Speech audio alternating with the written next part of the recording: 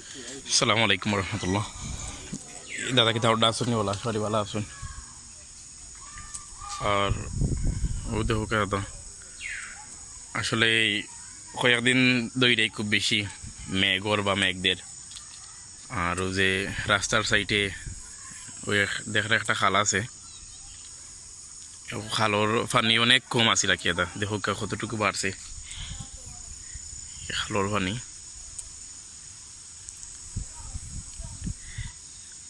এই কয়েকদিন এক নাগারে মেঘ হয়েছে আর কি দাদা, খুব বেশি মেঘ হয়েছে। আর খালো মাছ অনেকটা মারছই, ছোটো মাছ ওটা মিলছে, বাক্কা মাছই মিলছে, মানে মাছ টাছ মারছে নাকি আদা এটাত।